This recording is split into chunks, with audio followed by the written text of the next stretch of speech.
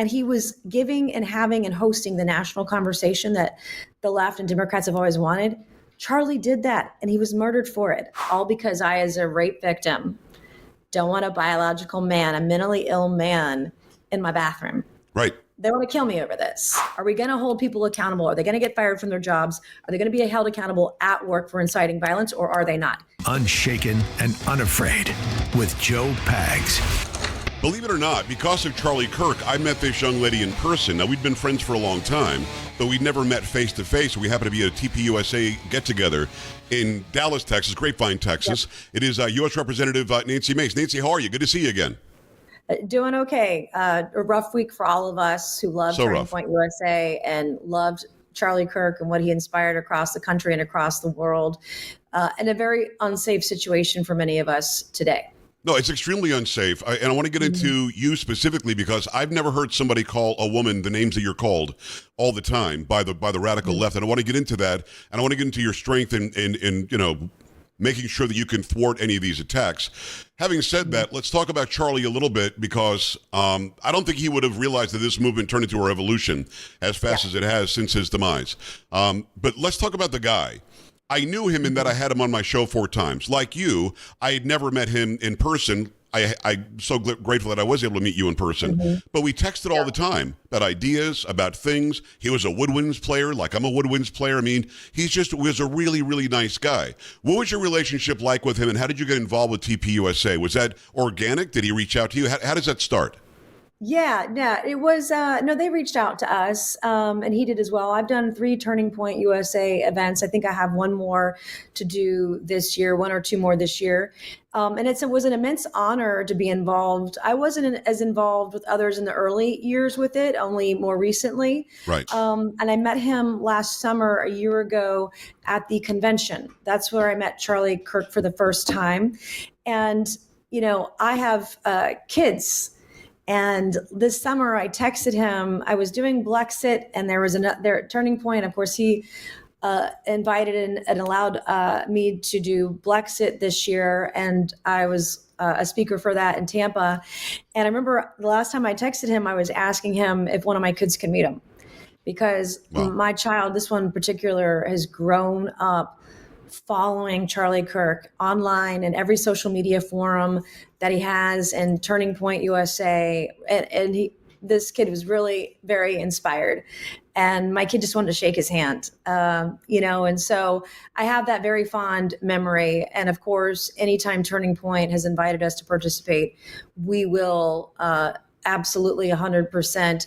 I think that, as you said, in his death, tragic death, he has inspired so many millions of people. Millions of Charlie Kirks were created. I mean, he is being martyred, and this is going to save our country.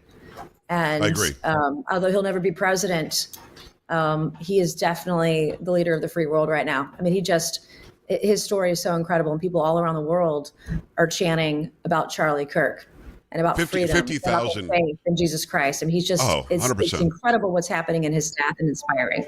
Well, I'm glad that you said that because he wasn't just a political leader; he was a religious leader, and you didn't have to believe in Jesus like you and I do, and like he did. Although we prefer that, but you had to believe in something. You had to believe in Judeo-Christian values that Western civilization is founded on, and he just wanted to have that conversation. Nancy, I've never seen somebody who never even—I don't remember him raising his voice when he had these conversations where people were calling him the worst names on the planet. I mean, some idiot in recent months was, "Let's go, you and me, let's fight it out with fists." I mean, that's how stupid it got. But the guy was even keel, and he wasn't really trying to get them, just like you and I will never get the radical left to understand why we're so correct. But there are people in the middle that are confused. Where do I belong? What do I do? My leaning's a little bit left, is a little bit right. Charlie would have a conversation where people would say, man, I never heard that side, much of like what you do. So again, the inspiration he was to so many people who were a little bit confused because of the indoctrination, I think that lasts. I don't think it burns out. It looks like it's just going to keep on getting bigger. No, it's enduring. And then we're seeing these kids start tabling like Charlie did, and debate people and put out information. And it truly is inspiring. And of course, I've been on his show and, I've followed him for a long time. And, now I'm watching multiple videos of his every day just to get that inspiration. He was so young. He was so young and he was so smart. And even if the kid disagreed with him or was a Democrat or a left-wing person that he was debating, he made these kids better. He taught them how to be critical thinkers. He taught them how to be orators. He taught them how to debate and become better people because of his faith. Like, he did that regardless of what your politics were. And he was giving and having and hosting the national conversation that the left and Democrats have always wanted. Charlie did that, and he was murdered for it. And so I think what you're going to see is more of that.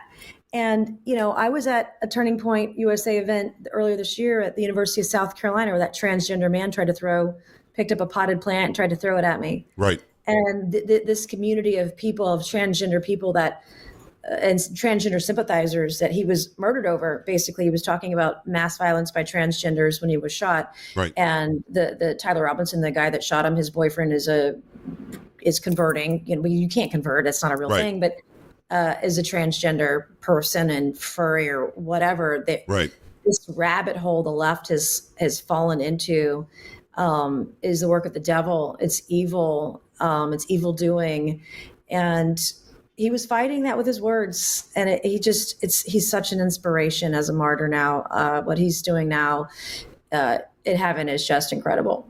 Mace.house.gov. It is Nancy Mace, U.S. Representative, District 1 Republican, great state of South Carolina, running for governor of South Carolina. I pray you get it. You go into the lines then all the time, always, whether it's in the House of Representatives or at town halls where people confront you and they say the most vile things. What keeps you strong? This is not a fluffy question.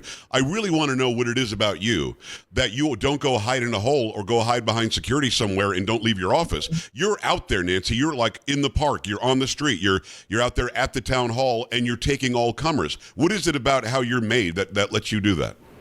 I enjoy it. I mean, honestly, I like having the conversation. I like having the debate. I like having the colloquy. I allow protesters into my events. And in fact, one of the last ones I had in South Carolina, I gave the protesters there the microphone first. I was like, give me your toughest question. Let's have a debate, is what I said. And I'll even let them yell at me. I mean, just because I want to expose the lunacy of what they're saying. And a lot of the protesters that I get, it's mostly transgender people or people that sympathize with the transgenders. Right. And they have the rainbow flags and that blue and white and pink flag. That's the trans flag. Yeah. I get dozens and dozens of protesters at all of my events, and they say the nastiest things, all because I, as a rape victim, don't want a biological man, a mentally ill man in my bathroom. Right. They want to kill me over this. Like it's I can't even tell you how dumb it is. And the thing is, like what Charlie said, and the way you live and the way I live, I don't care if you want to dress like a woman. I honestly don't. It does not bother me who you sleep with. I don't care. You're not a kid, an adult. Right. If you're 18 and older and you want to have somebody cut your body parts off, literally it doesn't affect me. But when you need me and you need society to say you are now that gender, and when you need me and you need society to say you can now go bathe or shower or go to the bathroom where my daughters go, that crosses the line. That's all you're saying. I've never heard you say you're not allowed to say that you're Susan if you're really Sam. I've never heard you say that. I've heard you say, I don't want, as a rape victim, as a woman, as a mother, to have men in women's spaces. Why is that so difficult? Yeah, it's insane to me. It's crazy. And, it goes back to, there's this thing that's happened over the last, I think, 20 to 30 years. Parents have become friends, too. And I think we have a real problem with telling our kids yes, having no rules and no responsibilities, growing up in a household where you're just on TikTok all day or on Discord or Reddit and being radicalized online and parents not taking responsibility sometimes. I think, that's part of it with this younger generation. We have kids that say, hey, I'm a monkey or I'm a cat. I need a litter box at school. And the teacher's like, yes, you get a litter box. Like, I can't, that kid needs to be told no. Yeah. Okay. Like entirely. And so I think that, some of that has come into the picture, and it's educators are radicalizing kids at school by saying you must have pronouns and, you must respect those that are they or that don't know what they are. They're other. And China's not doing that. They're not doing that in Iran or Russia. Nobody's doing it. It's so crazy. And I think, we got to do more to take chemicals out of our food. I think that something is in the water. Right. I don't know if it's the vaccinations or the chemicals, the crap that's in our food. But this stuff is not normal. It's not natural. It's not real. It's not biology. It's not the way God made us. It's U.S. Representative Nancy Mace. Love having you on. Let's talk about Ilhan Omar. We have to, because this is the same person who complains about the Jews all the time. She's an anti-Semite. She's also somebody who said some people did something on 9/11. Somebody who said, I'm in the Congress to do the work of the Somalian people. So she's working for a foreign country. And most recently, she said the most disgusting things about Charlie Kirk. It was filled with profanity. This person should be censured and off of any committee, especially the Foreign Affairs Committee. I remember not that long ago when Nancy Pelosi was running the joint, Marjorie Taylor Greene was kicked off of everything because somebody didn't like what she said. Why is this person in any sort of... Go ahead. Before Marjorie Taylor Greene ever came to Congress, that's what they kicked off, or some comment that she made. They did the same thing to Gosar for a meme that he posted. So will something, does the Republican Party have the backbone to say you're censured, you're off every committee? Mike Johnson can do it today. Right. Well, I forced a vote. So we are going to do it today. We'll have a vote today. The Democrats will, of course, as soon as I bring this up on the floor of the House tonight around 6:15 or so p.m., you can go on C-SPAN and probably elsewhere and watch it live. Yes. But they'll do a motion to table my motion. And we'll see. Last time MacGyver's censorship failed, there were 5 Republicans that voted to table it, and it never got a vote. It never got a debate on the floor, never got a vote. So we'll see what the temperature is tonight. I would hope that Republicans would let this move forward to get a vote, because America is angry. People are pissed off and they want some accountability. And it starts right here in Congress. The only way we get out of this mess is that if we allow leaders to lead, and there must be accountability in our positions in Congress, a responsibility to do better. And she said that Charlie Kirk and those that mourned him and his death were full of shit. She posted a video online that called Charlie Kirk a terrorist, and she's going to take responsibility for that tonight. She must. But Nancy, the problem is those on our side don't seem to have the same understanding of the job. Nancy Pelosi is a horrible human being, in my opinion. She was a very effective Speaker of the House. Why can't we have the same thing happen? LaMonica MacGyver on video gives a forearm shiver to a federal agent, and we can't censure her. So Ilhan Omar probably going to get away with this. I mean, I hope not. And by the way, I'm on the air when you're going to do this vote. I'll take it live from C-SPAN on the air for those who are watching and listening. We'll do that. But I mean, what do we talk? Why can't we just do? If you were the Speaker, you would do it. If I were the Speaker, I would do it. What's the problem? Oh, we would have done it Monday. But yes. But I live in a I'm a regular person. I live in the real world, and like I don't live in fear or operate out of fear. So win, lose, or draw tonight, I am forcing a vote on this because I want every single Republican to put their mark on the board.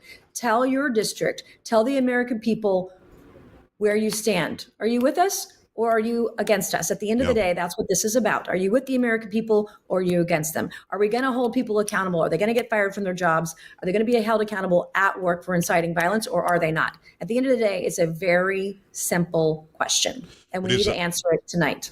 U.S. Representative Nancy Mace, running for governor of South Carolina. I pray you get that job.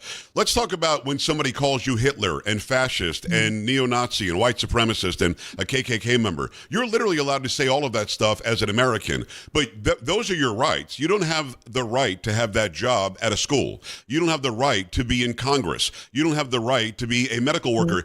Nancy, it wasn't that long ago where people on the left were forcing the firings of hundreds of thousands of people because they wouldn't take a shot or put a mask on. They wouldn't take the jab. Right. So we're not allowed to say you can't have that job as an educator if you think that Charlie Kirk was Hitler? Come on. Yeah, you make actually an excellent point there. I mean, you have the right to say whatever you want, but you don't have the right to teach my kids. Yeah. If you celebrate murder, you don't have the right to make my medical decisions either, in life or death situations, or my parents or my children or anything else.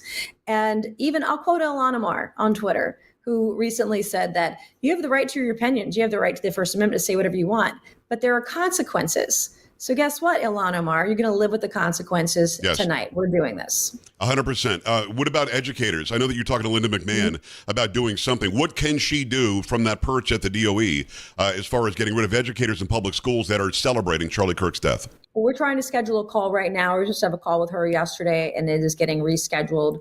The $103 billion Department of Education budget, we can spare a few dollars for those institutions of higher learning, colleges, universities, K through 12, those schools that allow the employment of people who incite violence and celebrate murder. They shouldn't get a dime from the federal government. They can live without. It's kind of that simple, isn't it? When we talk about platforming people, I wonder if you've got an opinion on this. I don't know if you know this guy, Destiny, which is just some foolish guy who's a streamer or something, but Piers Morgan keeps having him on. Other people are platforming him, and he's saying the most disgusting things about you specifically, about Charlie Kirk. I haven't seen that. Yeah, I'm pretty sure he brought you up, but if not, I will correct myself later. But he's going after people like you and me because of our belief system. He's going after the right in America, and again, we just believe in Western civilization and Judeo-Christian, value systems, and he's allowed to. Nancy, don't get me wrong. Again, I'm a big time free speech guy. I couldn't do what I do if I didn't believe in free speech. But if you had a podcast, the Nancy Mace podcast, why would you give this guy the time of day? And they keep on doing it. They keep on platforming them for clicks or something stupid. Yeah, well, and it's Democrats doing this largely, right? I'd have them on a podcast just to have a debate of ideology, but no, they're having him on to espouse hate. They're not debating it. They're not questioning him and pushing him and saying this is wrong, defend it. That's not what they're doing.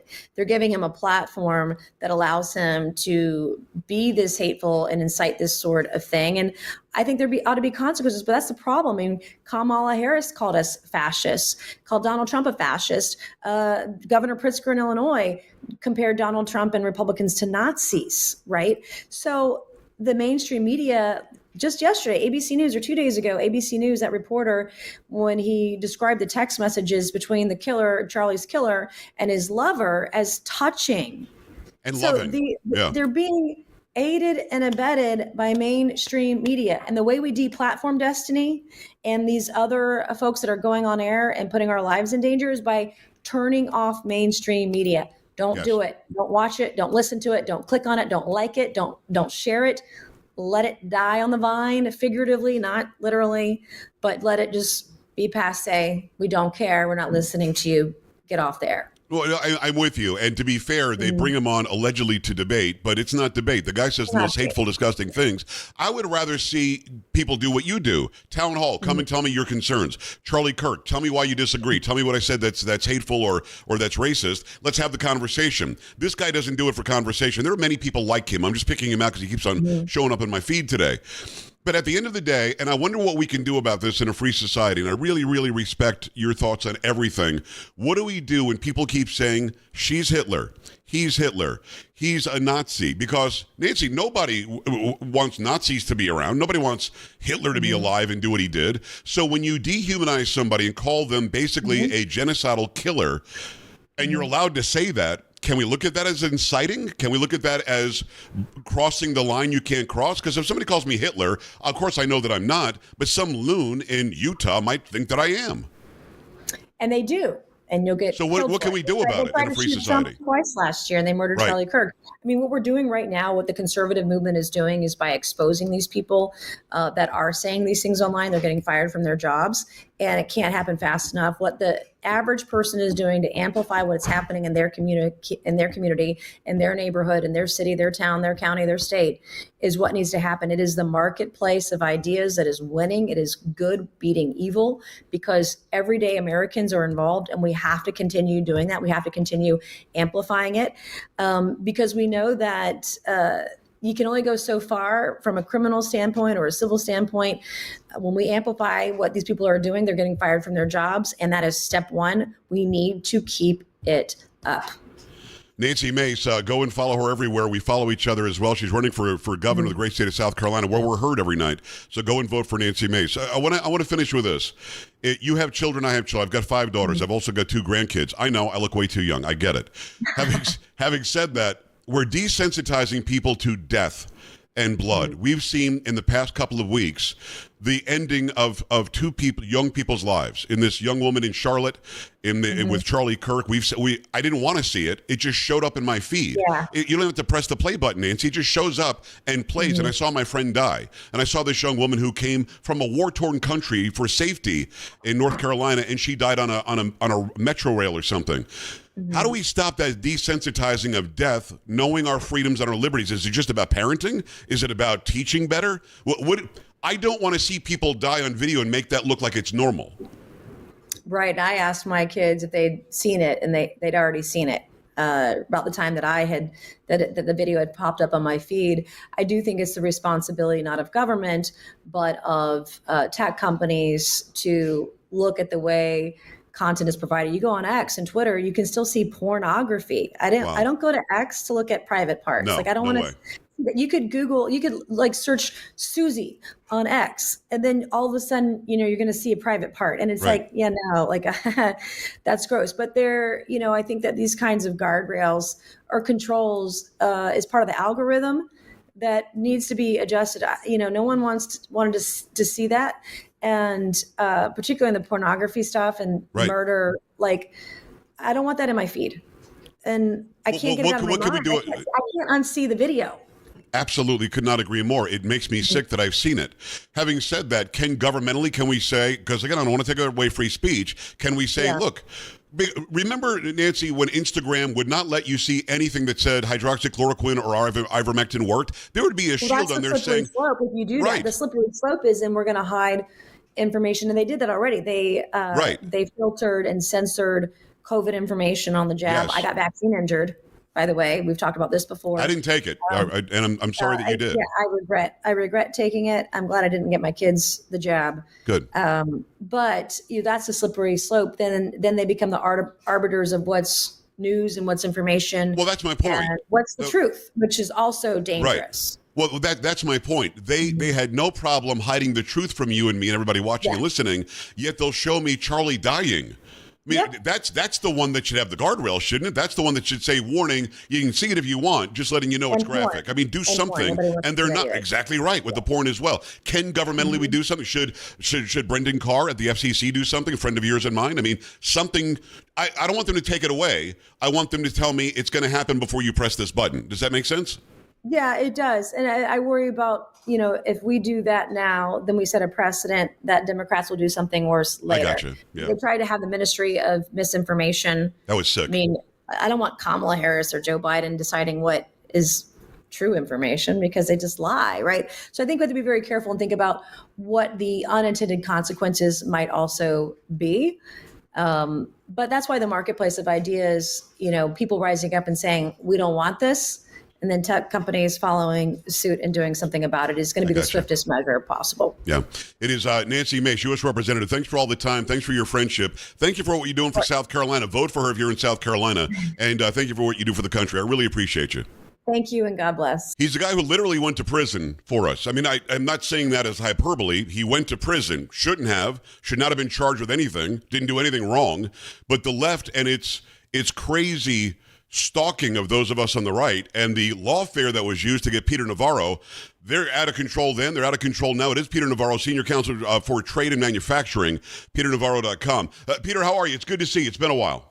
Joey Pags, always a pleasure to be with you, but these are dark times indeed. I went to prison so you won't have to, is a warning to the American people about what the left is doing, not just to me, put me in prison. They put Steve Bannon in prison. Yes. But they just assassinated one of the greatest political organizers, the greatest political organizer in the last 50 years. They tried to put Trump in prison, 4 different courtrooms. They tried to kill him twice, bankrupted Rudy Giuliani, took the law licenses away from 2 of my close friends, Jeff Clark and John Eastman. And everybody I went to work with in the White House in the first term, at a minimum, have had to spend millions of dollars defending themselves against this crap. And, when's it stop? And I wrote this book.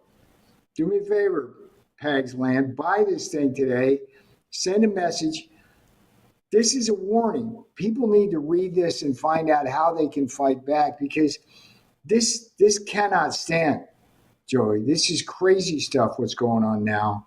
And if we don't hold them accountable, central message of the book is, if we don't hold them accountable, they'll just keep doing it. I mean, I watched that clown, and he is a clown, Adam Schiff, yesterday, going after his brother Kash Patel.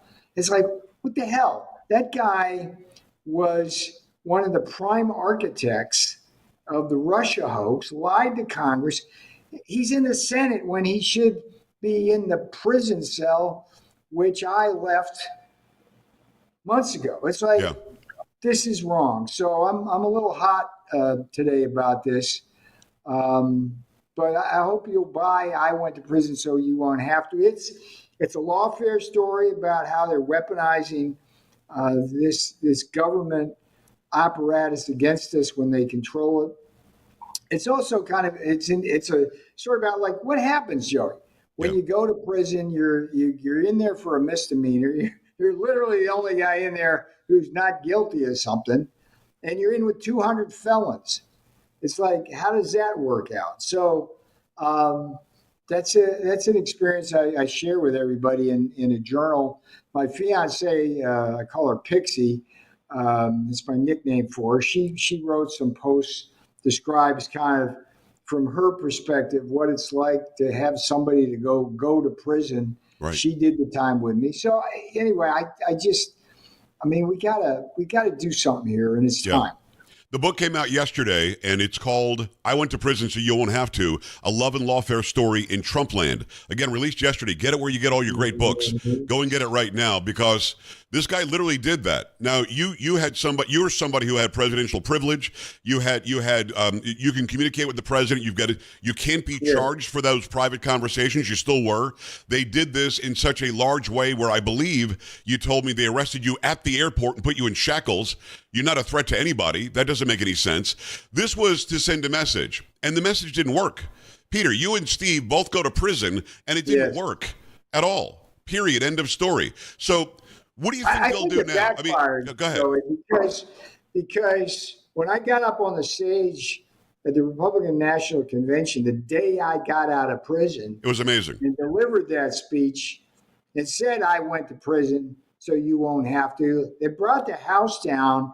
And I think, look, Donald Trump would have won in a landslide regardless of what happened to me. But I do think that what happened to me and Bannon, to the president, to Rudy Giuliani, everyone down, did mobilize a part of our base and help propel that landslide, because people, no doubt. But I wrote this book so people understand winning that election was just the beginning.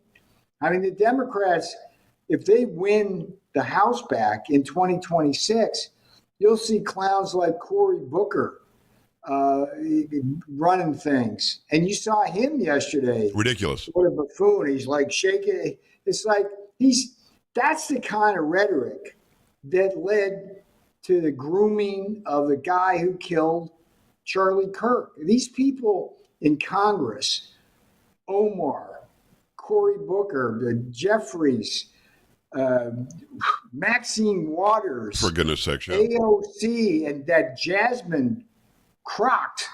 She is. I mean, these people, they call us fascists, Joey. Think about this.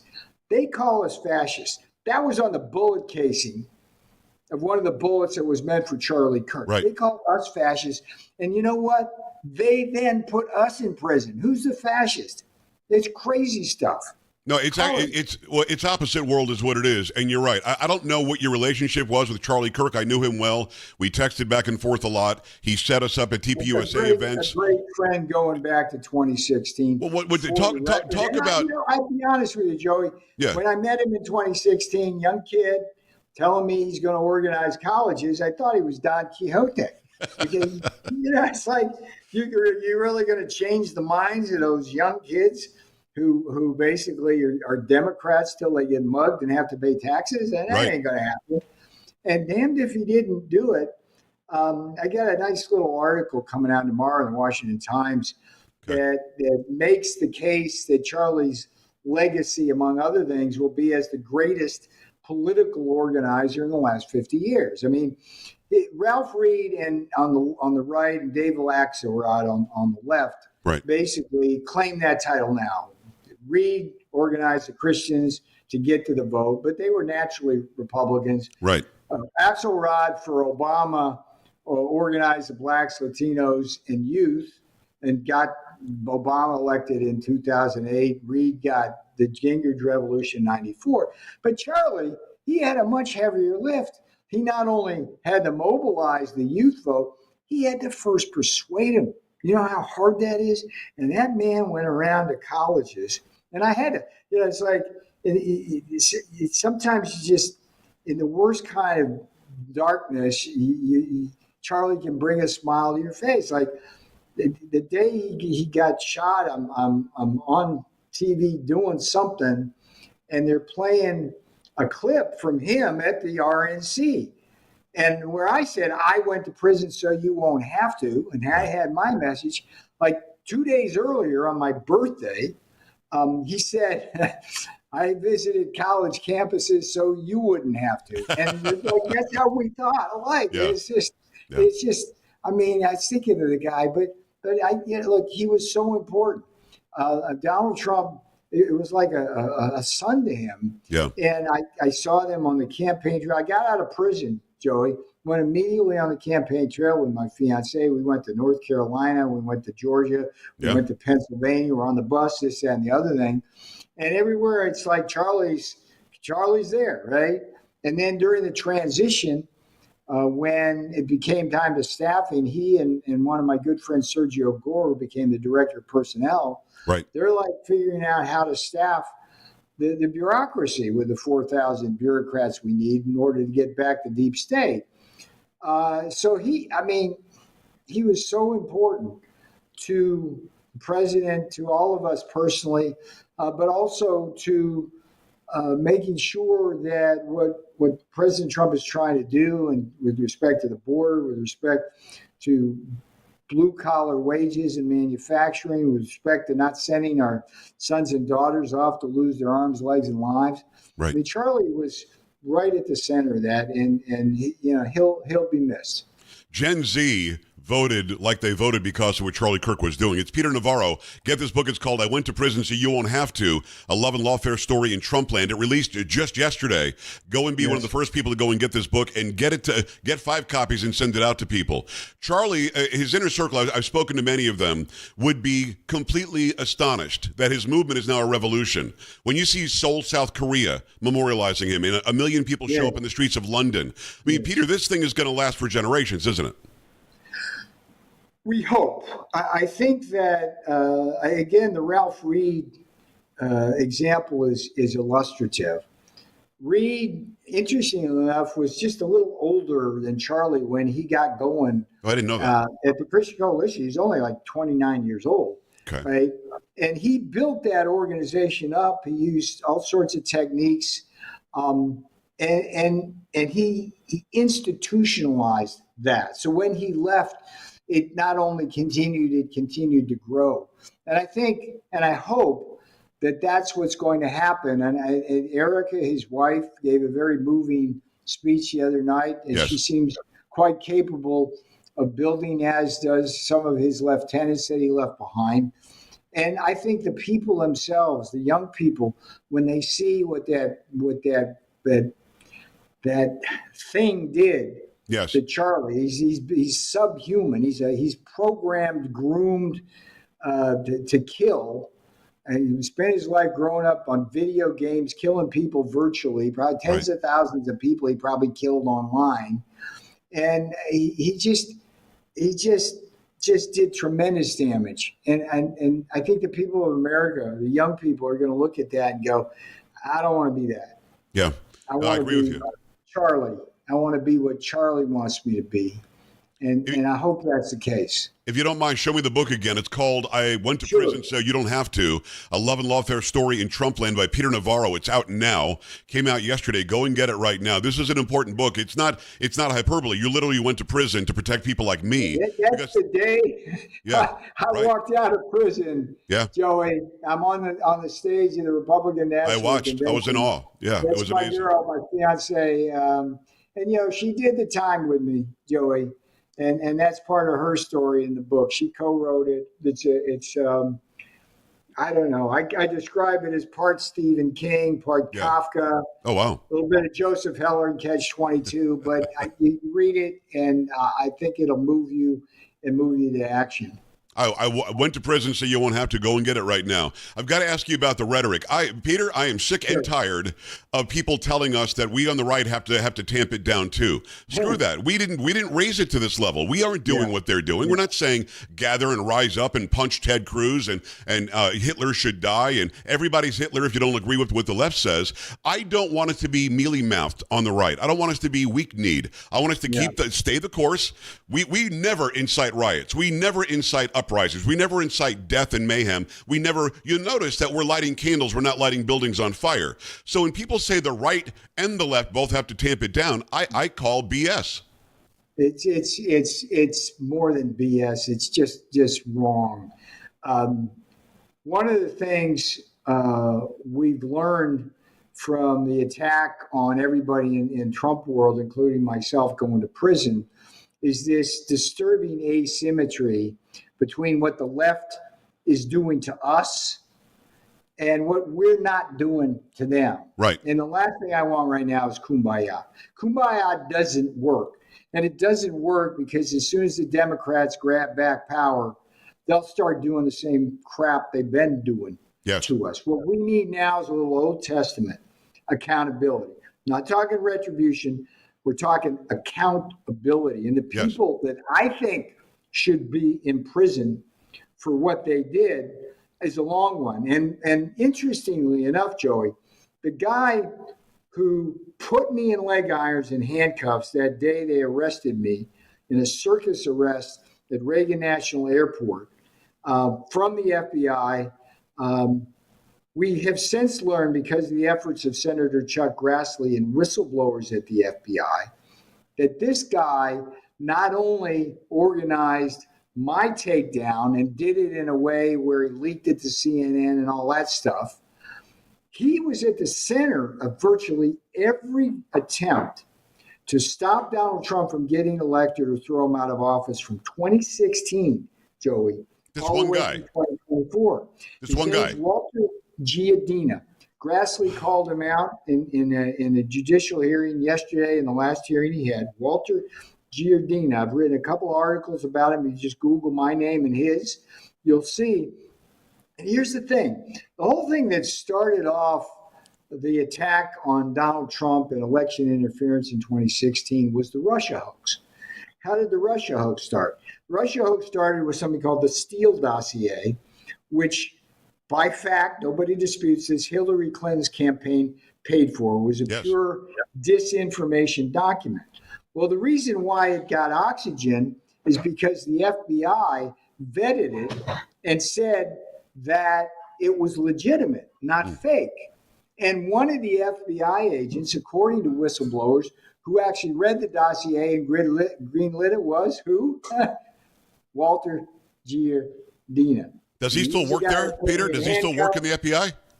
He got fired by Kash Patel. Good. And there was this whitewash article by a guy named Glenn Thrush, New York Times. Okay. And he writes this long article about, poor Walter Giardina. He's so wrong. He didn't mention anything. And so Giardina, check this out. Leg irons for me and handcuffs, right? Walter Giardina. He was the guy who allegedly vetted the Steele dossier, said it was fine. That led to Crossfire Hurricane. He worked on that. Then that was the Russia hoax. Then he worked on the Mueller investigation, Russia hoax. He worked on this thing called Operation Crimson River, was like this crazy idea that Egypt had given $10 million to the Trump campaign. It was total BS. And he leaked that allegedly to the Washington Post right before the election. And then he was involved in something called Arctic Frost, which was the whole J6 investigation, which they used to subpoena all sorts of stuff. And that led to absolutely nothing. And this is who he is. And these people who say that, it's like politically correct, Joey. There's a lot of good people at the FBI. I say BS. Nobody at the FBI. While I was put in leg irons and Donald Trump was prosecuted and harassed and raided at Mar-a-Lago, not one of those people said a friggin' word about it. and they should have. That's what good people do. Now and this guy's walking the street. This guy's walking the streets. It's at least obstruction of justice. Hopefully they're looking at him. I'll tell you another thing, Joey Pags. This guy's father-in-law is a guy named Larry Potts. Okay? You know who Larry Potts is? I don't. Larry Potts? No. Larry Potts was the guy who was the second in command at the FBI during Ruby Ridge and Waco. Wow. And he was the guy who allegedly greenlit the shoot to kill orders that wind up having a woman and it gets shot with a baby in her hands, and her son killed, a 14-year-old killed the day before. And then of course Waco went up in flames. Yes. Okay. It's like, you can't make that up. I mean, if you think about the two worst scandals in FBI history, it's Ruby Ridge and Waco on the one hand. That was his father-in-law, Walter Giardina's father-in-law. And then Giardina himself alleged to be in charge of every single attempt to take Donald Trump out over 8 years and put me in leg irons. So it's like this is why I wrote this damn thing. I went to prison so you won't have to, because people got to know this stuff. This the first chapter of this book is all about Giardina taking me down at Reagan Airport with my fiance. They perp walked her. I mean, it's like, look, Joey, when they come after me, I get it. I'm a big boy. I can handle their crap. But you don't go after the woman I love. You don't do that, particularly when I lived literally across the street from the FBI at the time. All they had to do was call me up and say, go self-surrender. No, they had to make a show of it. They had to make a show. They had to make a show of it. And we're damn well going to make a show of them right now. Accountability. Yes. These people belong in prison, not out on the streets. To that end, Peter, I want to bring up Ilhan Omar and the disgusting things she's been saying. Marjorie Taylor Greene, when the House was being run by Pelosi, was kicked off of every one of her committees, was censured, and the right just doesn't seem to have the backbone or the huevos to do it. Mike Johnson needs to censure this woman, needs to get her off of she's on the Foreign Affairs Committee, Peter, and she's out here, she's from Somalia, and instead of enjoying and loving the fact that she's been accepted here, has been saying the most disgusting things. Are we going to man up and do something to fight? And I don't mean assassinate somebody, but fight fire with fire legislatively and legally like they were doing, and they were doing it illegally. Is something going to happen? We need to, within the boundaries of the law and our power, hold these people accountable, full stop. And Jim Jordan, Comer, Mike Johnson didn't lift a finger for me, Steve Bannon, or Donald Trump. Could they have? They damn well could have. There's all sorts of things they could have, things we asked them to do, and they sat on their hands. And Jim Jordan, I used to consider a friend and a fellow traveler. I mean, we kind of look the same and stuff like that. And we're tough fighters. Right. That's kind of like who we are perceived to be. I don't know what happened to Jim Jordan, but he didn't have my back. And so your point, Joey, is well taken. These Republicans, once they get power, they need to fight. Let's fight subpoenas and investigations. Because I don't like the rhetoric of fire and bullets and all that stuff. I got you. That's not what I'm about. Okay, it's like we need to just within the contours of the law hold them accountable.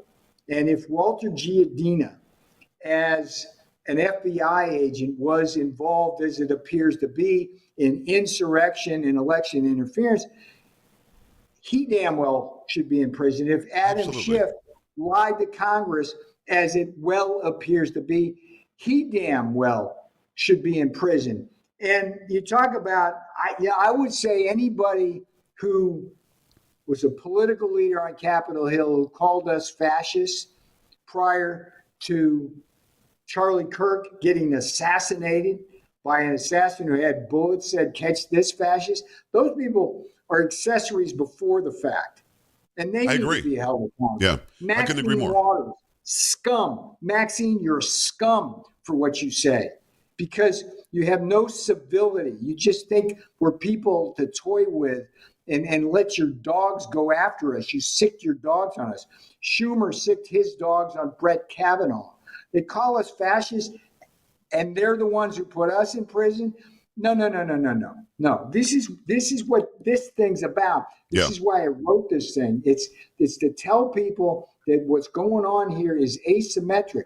They're basically doing to us, and we're not doing anything in defense. Right. I couldn't agree more. It's Peter Navarro. His book is called I Went to Prison So You Won't Have to, a love and lawfare story in Trumpland. It's available now, released yesterday.